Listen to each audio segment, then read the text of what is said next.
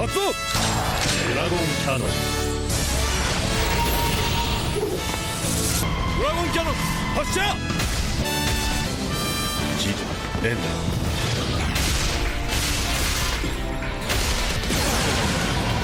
ファイヤーキャノン。シャッキ。クロッシャー君乗れ。乗れって。Hello Brovers, ini dia lanjutan dari part pertama alur Ryukendo. Kemarin gue udah jelasin part pertama di mana Kenji sampai berduel dengan salah satu pendekar Raja Iblis bernama Jack Moon. Asli itu keren mampus, tonton part sebelumnya aja dijamin lagi dah asli. Nah sekarang kita lanjut ke part keduanya. Maaf kalau rada lama ya karena baru banget pindahan studio lagi nih gue. Ke Bandung cuy, anjing udah gak jadi Jakarta lagi cuy, Bandung sekarang mah. Tanpa berlama-lama lagi, Hikuzo, ini dia alur cerita Ryukendo Part 2 and welcome back to Clip on X Nobar.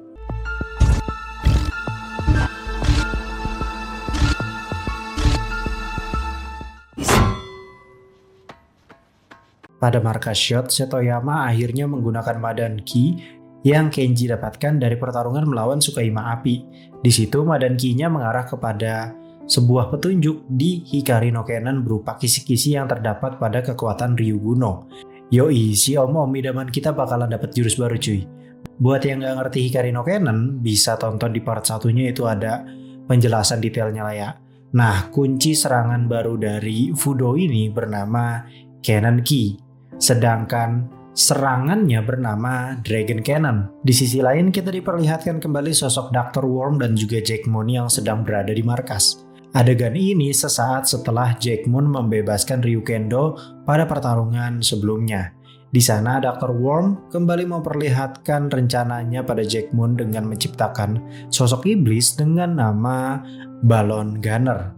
Balik lagi ke pihak shot yang menjelaskan soal Dragon Cannon yang merupakan serangan jitu di mana ratusan tembakan dari Ryuguno akan disatukan pada satu serangan besar yang tentunya punya skala ledakan yang besar pula. Ya pokoknya serangannya itu mirip-mirip kayak meriam Power Ranger gitulah ya, tapi ini ditembak sama satu orang cuy, gelo gak sih? Karena tekanan tembakannya sangat besar sekali udah diperingatin gitu ya. Makanya Fudo ini diperintahkan untuk berlatih. Mengingat Fudo ini kan udah gak muda lagi gitu ya cuy. Di sisi lain, Balon Gunner ternyata sudah berada di langit kota Akebono. Dua polwan bergong yang melihatnya pun berusaha menembaknya pakai shotgun. Ya atuh, gak nyampe boy Velorna.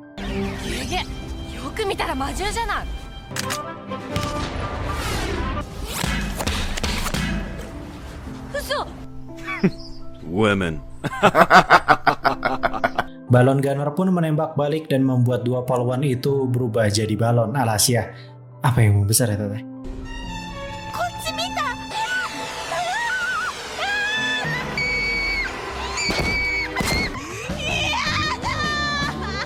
Nah, berkat efek kepanikan ini, akhirnya Dr. Worm bisa menyedot energi negatifnya untuk diubah jadi minus energi dan diberikan pada Raja Iblis. Balon Gunner pun mulai menembakkan semua orang yang ada di sekitarnya. Kenji pun ditugaskan untuk menangani masalah ini, sedangkan Fudo sedang berlatih Dragon Cannon. Di perjalanan, Kenji bertemu dengan para Tsukaima yang membuat kerusuhan.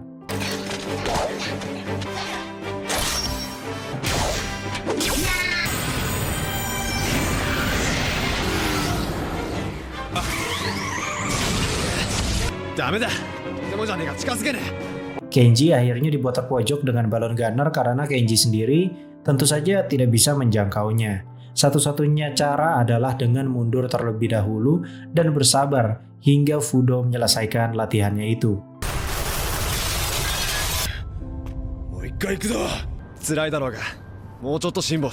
Di sisi lain, warga Akebono justru menikmati rasanya terbang di udara.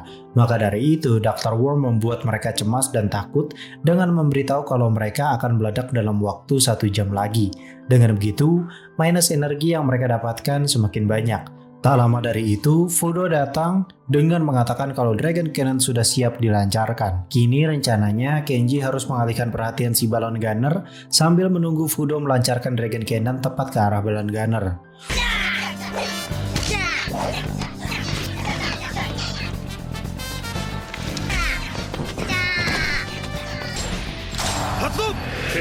龍眼龍眼王大臣助けて。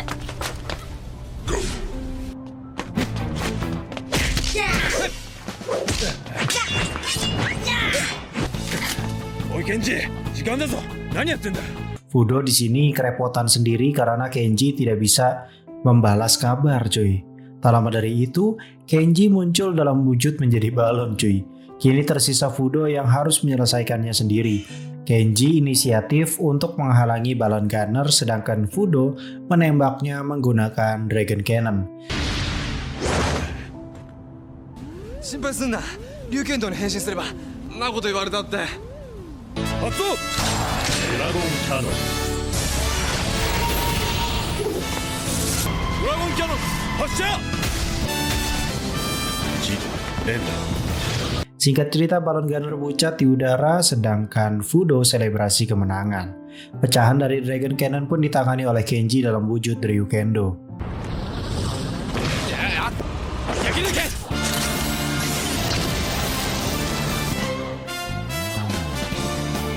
Keesokannya, Kenji datang cuy ke sebuah kuil.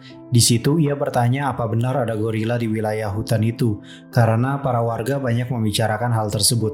Nah, ia tanpa sengaja bertemu dengan seorang aki-aki bernama Hachi. Nah, Hachi ini memberitahu bahwa mereka harus waspada dengan makhluk bernama Heavy Metal. Saat Kenji kembali ke kantor polisi, ia kembali dikejutkan dengan acara random lagi yang dilaksanakan oleh polisi Akebono. Tak lama dari itu, pihak polisi mendapat kabar adanya masalah besar di dekat kota. Dan ternyata terdapat banyak sekali besi baja yang menimpa beberapa kendaraan hingga rumah warga. Kenji dan Fudo pun sudah tahu kalau ini pasti ulahnya Dr. Worm. Maka dari itu, Setoyama selaku ahli di bidang sihir ditugaskan untuk menganalisa kejadian ini. Rupanya kejadian ini dihasilkan dari tindakan Dr. Worm yang menciptakan iblis dengan kekuatan pengendali besi atau kayak semacam magneto gitu. Karena pihak kepolisian bertingkah bodoh, maka si Kenji harus melakukannya berdua bersama Fudo. Di sisi lain, iblis itu sudah muncul di kota Akebono, dia bernama Meganoma. Nah, si Meganoma ini menyerang kota dengan pasukan Tsukaima juga untuk mendapatkan minus energi. Terjadilah pertarungan hebat antara Meganoma dengan Ryukendo dan Ryuguno.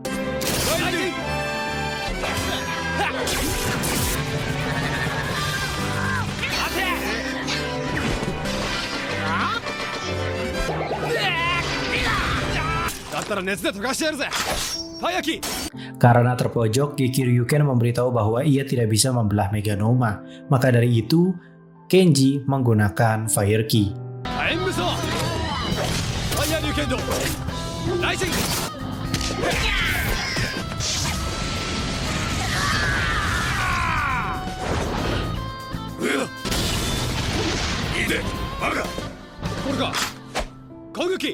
Karena masih tidak mempan juga, Geki Ryuken pun menyuruh Kenji menggunakan Juno dari Fire Ki yang bernama Fire Kong.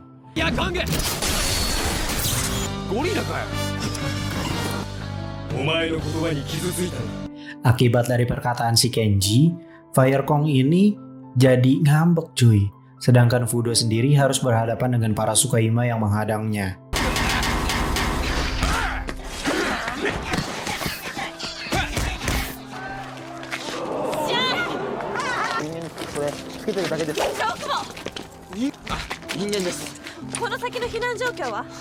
Di saat yang bersamaan, Kenji sedang berusaha membujuk Fire Kong untuk kembali melawan iblis tadi.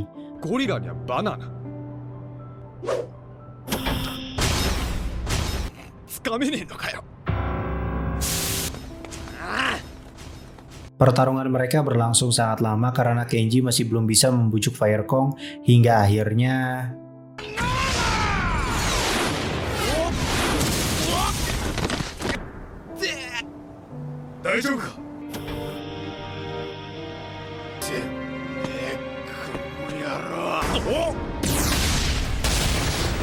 kini Kenji diharuskan bersatu dengan Fire Kong untuk menggunakan senjata paling mematikan dari elemen api.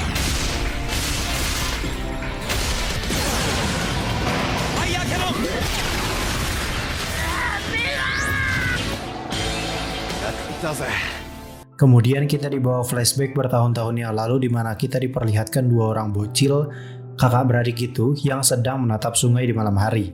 Balik lagi ke timeline sekarang di mana Sakyo, Rin, dan Kenji ditugaskan oleh Shot untuk menginvestigasi daerah kayak semacam hutan gitu tapi di pesisir sungai, di mana ternyata Setoyama menugaskan mereka karena adanya gelombang anomali yang terjadi di dekat situ.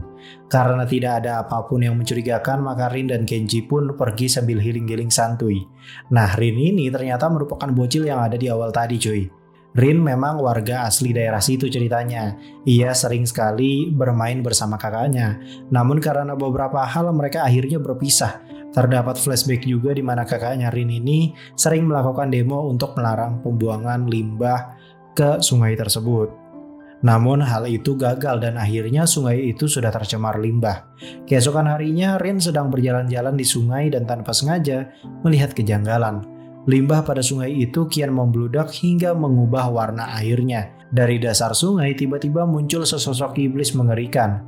Kemampuan iblis itu dapat mengalirkan limbah yang mempunyai arus listrik tinggi yang dapat membuat orang koit dalam hitungan detik. Kenji dan Fudo pun dipanggil untuk menghadapi iblis itu.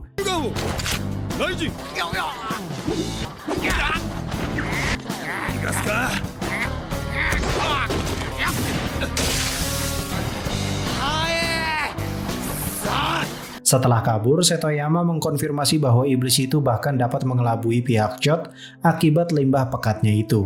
Makanya di awal pihak Shot itu tidak mendeteksi ada hal yang aneh gitu ya.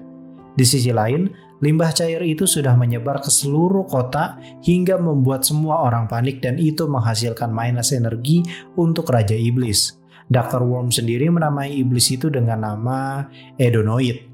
Malam harinya, untuk menjaga moodnya si Rin, Kenji membawa Rin makan bersama di rumahnya si Abah Kroket.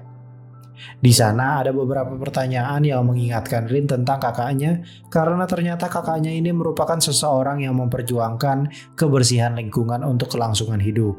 Keesokan paginya, Rin mendeteksi iblis itu muncul di aliran sungai dekat dengan hutan Suijin yang dia tuh jalan-jalan sama Kenji di awal film itu ya.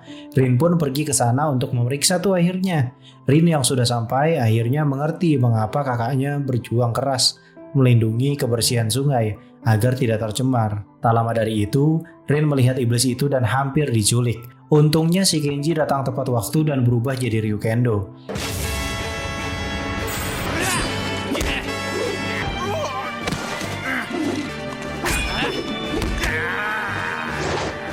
Saat terpojok, Kenji menggunakan Aqua Ki untuk berubah menjadi Aqua Ryukendo. Rupanya, sosok iblis ini juga punya kemampuan speedster atau lari cepat. Untungnya di saat itu, Shigeki Ryuken mengusulkan Kenji untuk menggunakan Aqua Shark yang merupakan Juno dari Aqua Ki. Shaki! Aqua Sharkに乗れ。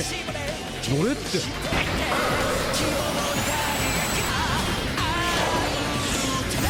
ファイナルブレイク。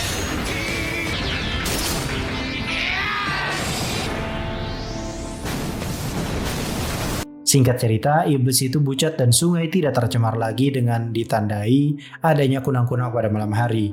Di sisi lain, si Fudo dapat mama hidaman anjir. Keesokannya di malam hari, Dr. Worm kembali berulah dengan mengutus iblis yang meneror kota Akebono. Pagi harinya, si Kenji dan Rin yang sedang sarapan bersama mendengar berita tersebut. Anjir sih kata, beduan wae anjir mah, anjay. Nah, si Kenji ini cerita banyak lah ke Rin soal dia yang bisa saja sepuku tuh apa ya? Bundir lah ya.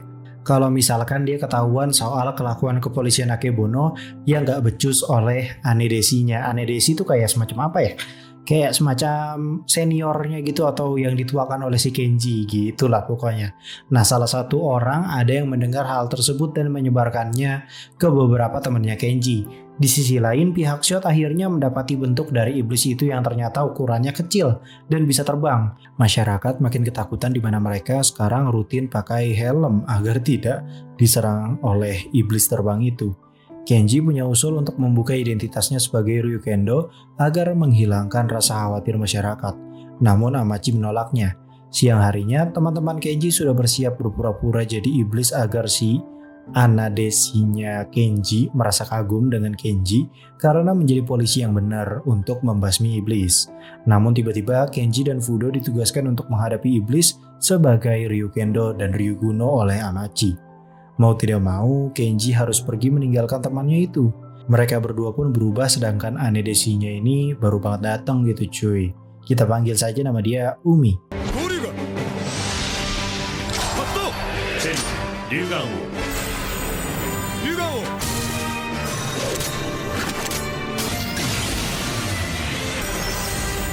王龍剣道大臣何？もう一匹出たのか。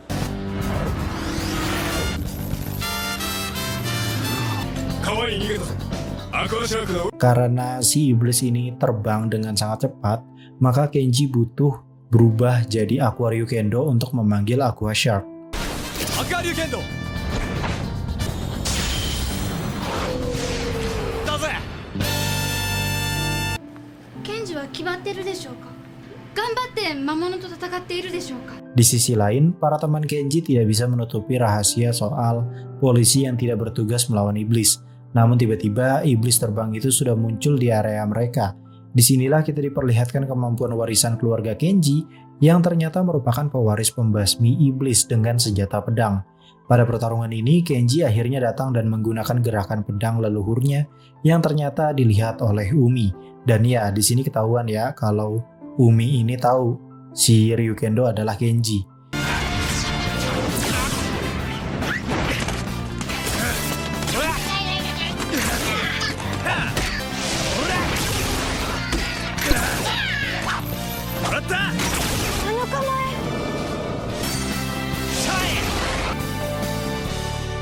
Setelah beres, Fudo dan Kenji dikejutkan dengan munculnya ratusan iblis yang datang di langit kota Akebono.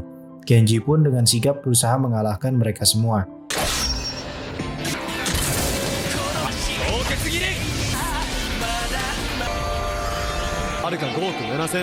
Setelah beres, Kenji mengejar Umi yang sudah pulang duluan.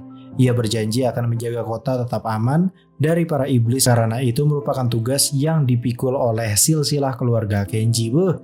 Makin misteri kan siapa nih keluarga Kenji, dan itu jadi alasan dong mengapa Geki Ryuken memilih Kenji sebagai wadahnya gitulah ya pokoknya. Makanya tonton sampai beres, di part-part terakhir nanti bakal kejawab cuy. Di saat yang bersamaan ternyata si Rin ini diam-diam suka cuy sama Kenji. Sedangkan Kenji sukanya sama Kaori. Aduh, piluan gitu. Oke, kira-kira itu tadi adalah part kedua dari alur cerita Ryukendo. Masih ada banyak partnya cuy. Semoga kalian gak bosen karena tiap part tuh gue bentuknya seolah-olah itu kayak movie aja gitu kan ya cuy, kita kalian nontonnya. Makanya kalian berasa nonton alur cerita film sebenarnya, karena gue ambil episode-episode yang seru-serunya aja. Plus ada kaitan dengan misteri hingga garis cerita yang terbentuk sampai final battle. Seperti biasa, aktifkan notif, itu udah wajib kudu mesti, pokoknya mah biar selalu update gitu perihal Ryukendo ini. Terima kasih yang sudah menonton, gue Clipon X pamit undur diri and I'll come see you next time.